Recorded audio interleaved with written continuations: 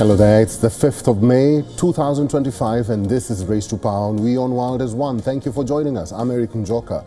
US President Donald Trump has denied that he is considering a third presidential term, a move which experts agree is banned under the US Constitution. And the far-right Alternative for Germany, AfD, said it has taken legal action after Germany's domestic intelligence agency officially classified the party as right-wing extremist. Welcome to the show. Like many areas of his administration, US President Donald Trump, with his back and forth on multiple issues, keeps people guessing on his contesting for a third term as president. In the latest, President Trump poured cold water on the idea, even floating the names of his Vice President J.D. Vance or Secretary of State Marco Rubio as possible successors. He called Vance a fantastic, brilliant guy and termed Rubio as great. Trump has often taken a swing at the third-term idea. In March this year, he said he was not joking about the possibility. He even said there were methods of circumventing the 22nd Amendment, which says no person may be elected president more than twice. Last month, Trump's business even began selling Trump 2028 merchandise, some with the phrase, "rewrite the rules." Talking about 2028, are there chances of Kamala Harris returning as a Democratic candidate? Harris made an appearance on the national stage last week in a San Francisco gala, calling Trump's 100 days in office, quote, the greatest man-made economic crisis in modern presidential history. Harris, who is 60, is weighing her future political options. One section of Democrats do see her as a possible contender to run for governor of California in 2026 or for president again in 2028. Harris lost all 7 battleground states in November last year, but there are Democratic lawmakers who don't want to slam the door shut on Harris running for the White House in 3 years, especially when they are not sure if a stronger candidate will emerge.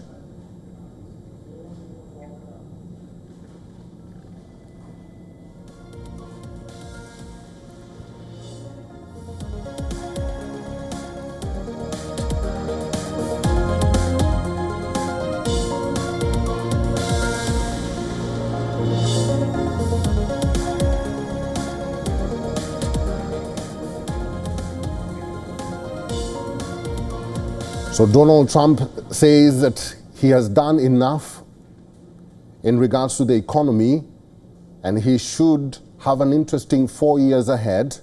He also says that Americans will be grateful to him for being their great president over the 100 days that he's been in office. But he actually did say and backtrack on the idea of running for a third term as President of the United States because, as experts are saying, this is not constitutional at all for America. Let's talk about this. Christopher Hale is a political analyst. He has worked for Presidents Obama and Biden in the White House and on the campaign trail. Christopher, welcome to the show. After repeatedly floating the idea since returning to the White House, Donald Trump has now retracted and says he will be an 8-term president and not more. If he had pushed on with that idea, what effect would it have had on the country's constitution and values? I think we haven't really had a situation since Franklin Delano Roosevelt about 100 years ago, who ran for more than 2 terms. I think there would have been an incredible pushback to it. The Constitution, as President Trump rightly communicated yesterday, doesn't really allow a possibility for a third term. There were workarounds that have been proposed by Andy Ogles, a congressman from my home state in Tennessee, but also there's been some strange constitutional theories about how this could work. But I think that he rightly sees that that there's no pathway forward to doing this. And also, too, Donald Trump's on top right now. He vindicated himself. He won. After losing the 2020 election, he was indicted. He was convicted of crimes in New York State. I don't think it helps his legacy at all to run for a third term. I think he should go out on top. And I think so. I think he also sees the political reality that there's no. The man's in his early 80s when he'd be running for a third term. So I do not think it's in the cards for him. But I think there's a constitutional reality, but also too I think a political reality. I think he understands that he's on the top of the world right now and might as well go out that way as well. Christopher, very quickly, what do you make of his comment of he doesn't know whether he must uphold the Constitution? On January 20th, 2017, and again on January 20th, 2025, he took an oath on the Bible to uphold, to protect, defend the Constitution of the United States. So that was the very oath that he took. So it was upsetting comments. He has to uphold the Constitution. He doesn't need to be a lawyer to do that. He's a constitutional officer. He is the highest constitutional officer in this country. And so it's expected that he upholds the Constitution. I thought it was really disturbing remarks, but quite frankly, not surprising. Finally, Trump says he's responsible for only good parts of the economy. He even said it will be okay if the U.S. economy falls into recession. Very quickly, your reactions. Once again, on January 20th, 2025, he comes to the U.S. Capitol and says a golden age of America has arrived.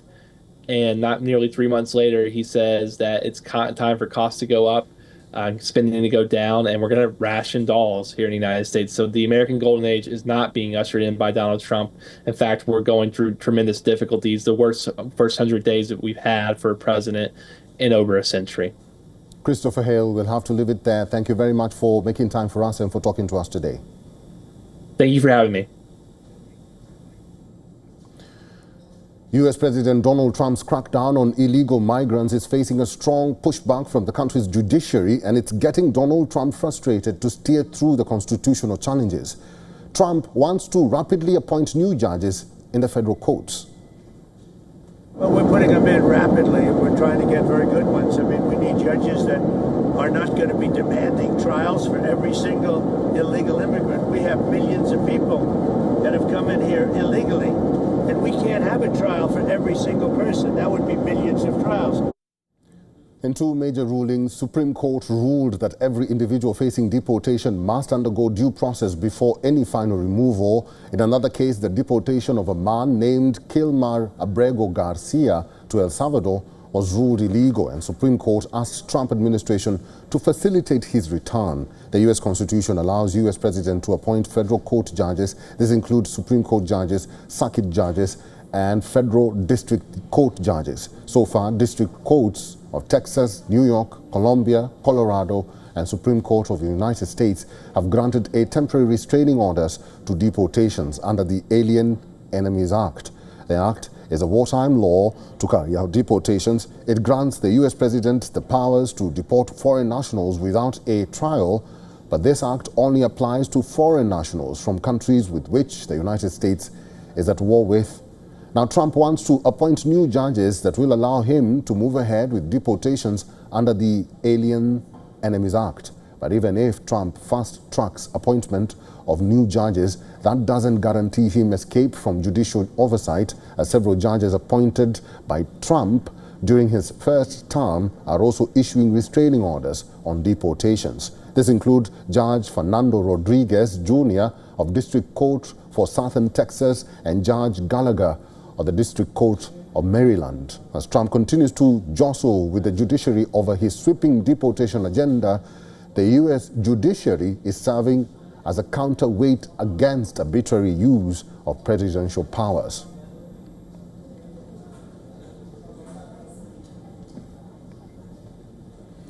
All right, let's talk about this judges blitz. Our correspondent Susan Terani is now joining us live from New York. Susan Terani, good to see you. What do you make of Donald Trump and his blitz of changing judges in the Supreme Court and in courts in America?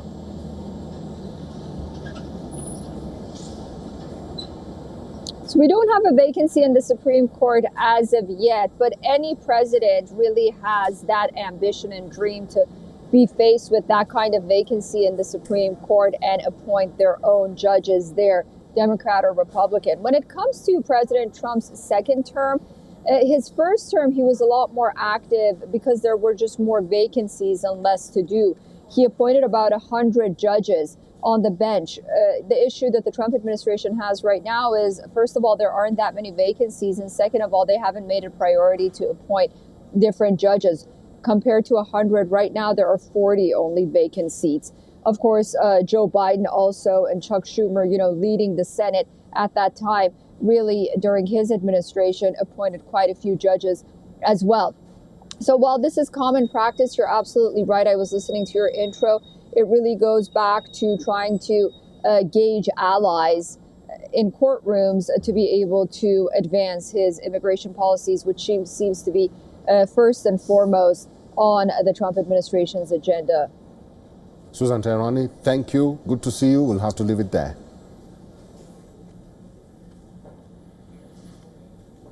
A political storm is brewing in Germany a day before the new government takes oath. Germany's far-right party has dragged the country's domestic intelligence agency to court. This comes after AfD was classified as a right-wing extremist party by the intel agency. The classification gives authorities the powers to monitor the party using informants, wiretaps and video surveillance. German officials argue that AfD's rhetoric against refugees and migrants poses a threat to democratic order and disregards human dignity.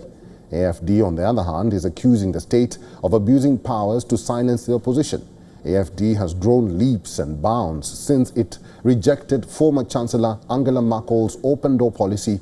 AfD now holds the second place nationally after strong result in February elections. AfD's classification as a far-right party has sparked global reactions. Interestingly, both U.S. and Russian governments have spoken against it. U.S. Secretary of State Marco Rubio slammed the decision as tyranny in disguise and called on Germany to reverse the course. Moscow has also come out in support of AfD. The Kremlin said Germany's decision to classify AfD as an extremist entity shows that Europe is full of restrictive measures against forces that do not fit the dominant mainstream.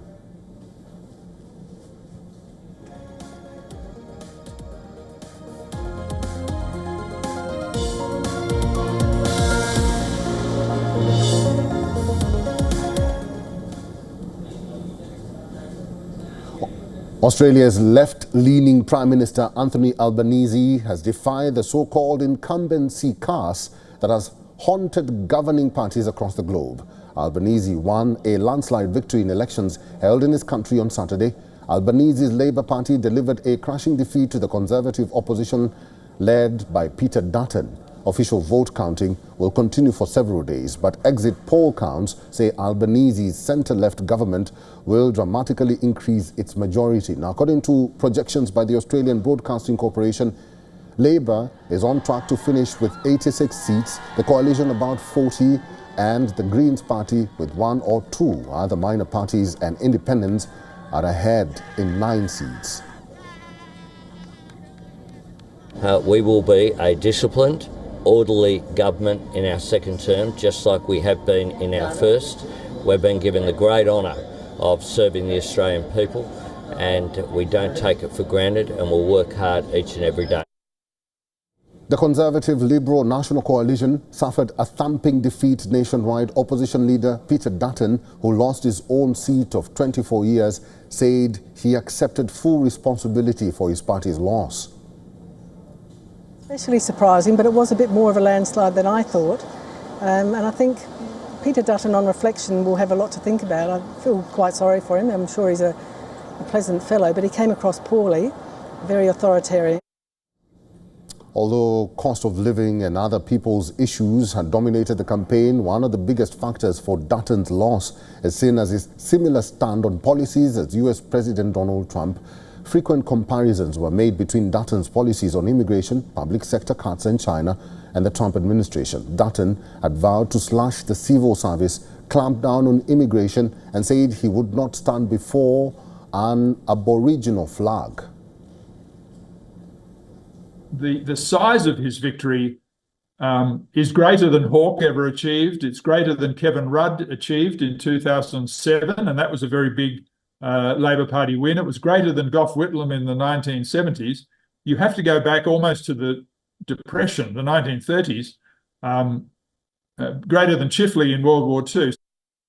Albanese becomes the first prime minister to win back-to-back elections in over 20 years. The party's success has also tempered a trend of voters abandoning the two major parties, which was the big story of the last election in 2022.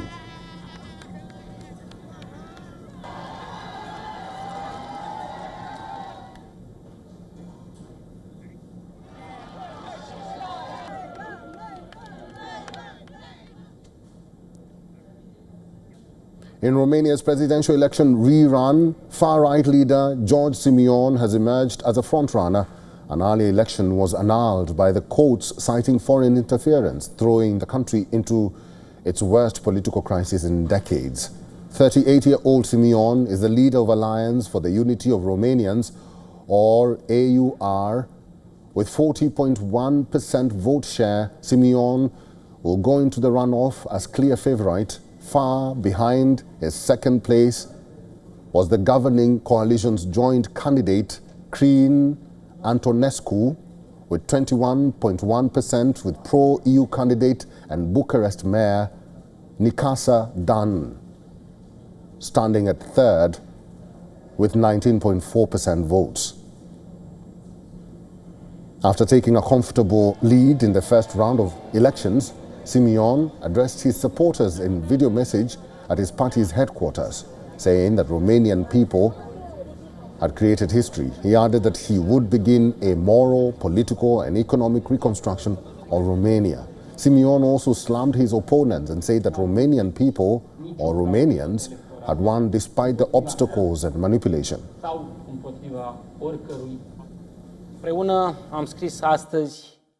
Together we made history today. We are approaching an exceptional result. Congratulations! You are the winners. Today, the Romanian people have voted. Today, the Romanian people have spoken. It is time to make our voices heard.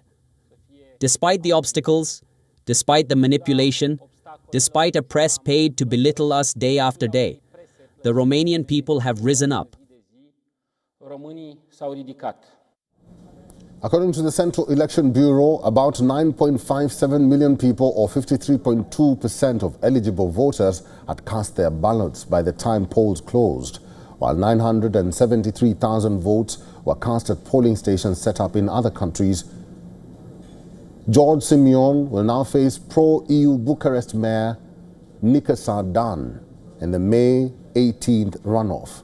International election observers commended the efforts made by state authorities to improve electoral integrity, while noting that online disinformation threats still persists in Romania. The election redo was allowed after Romania's political landscape was shaken last year when a top court avoided the previous election, in which the far-right independent Călin Georgescu topped the first round following allegations of electoral violations and Russian interference, which Moscow has denied. Georgescu was barred from the rerun after authorities noted a massive TikTok campaign that led to violent protests. He was later replaced by George Simion. Simion, who is a fan of Donald Trump, was often seen wearing a cap with the US president's slogan, "Make America Great Again."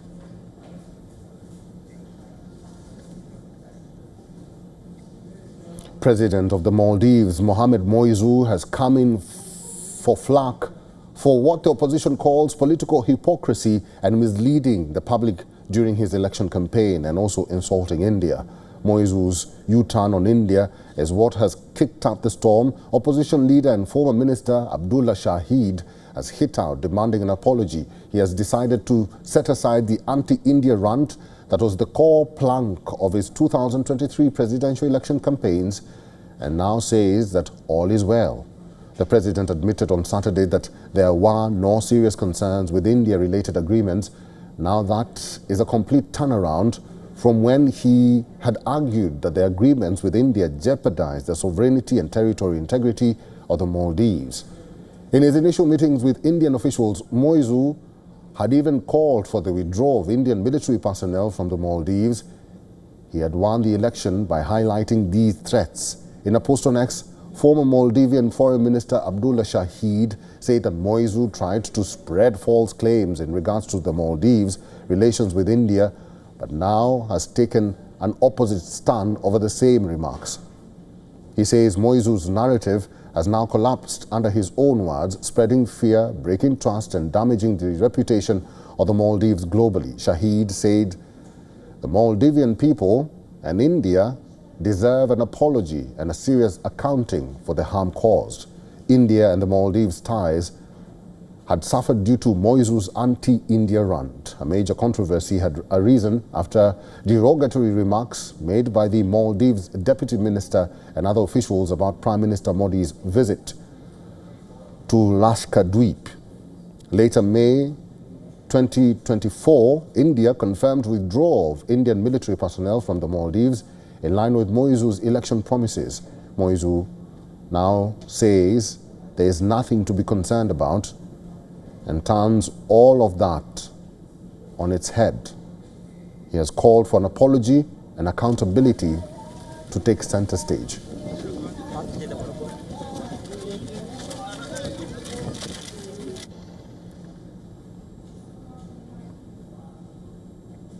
Lebanon held the first stage of long-delayed municipal elections, significant because it's the first round of voting in the country since the devastating war between Israel and Hezbollah after a new national government was formed. Residents of Mount Lebanon district voted on Sunday. The region includes Beirut's southern suburbs, a Hezbollah stronghold that was badly damaged by Israeli strikes.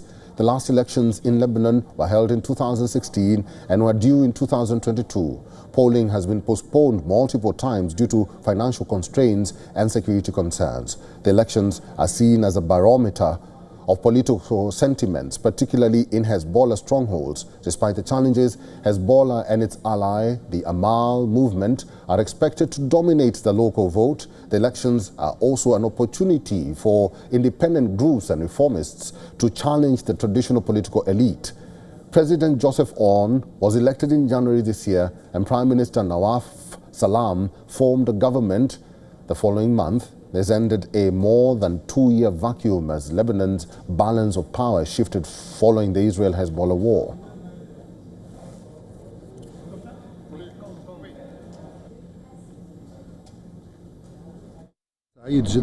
I am very happy that the situation in Lebanon is getting back in order and that constitutional procedures are being carried out on time. This is the most important start to a new era, and God willing, rebuilding Lebanon as a state will continue and improve each day. The new authorities have promised reforms in order to gain the trust of the international community. The government also looks to unlock nearly $11 billion in bailout funds amid a 5-year economic crisis. They have also vowed a state monopoly on bearing arms.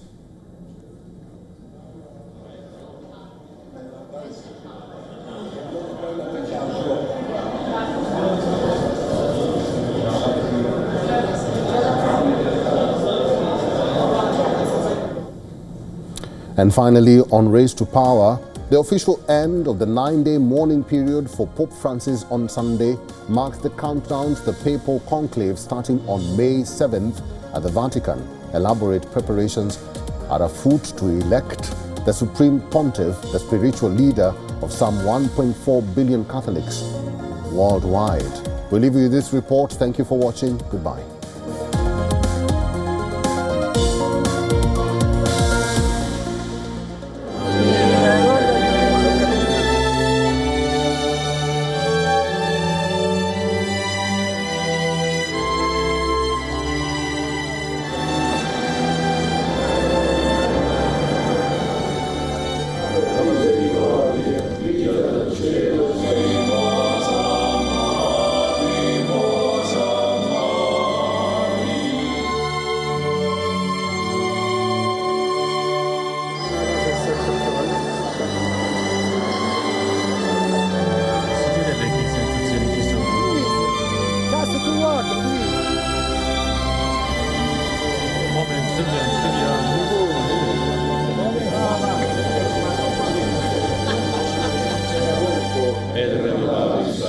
Yeah.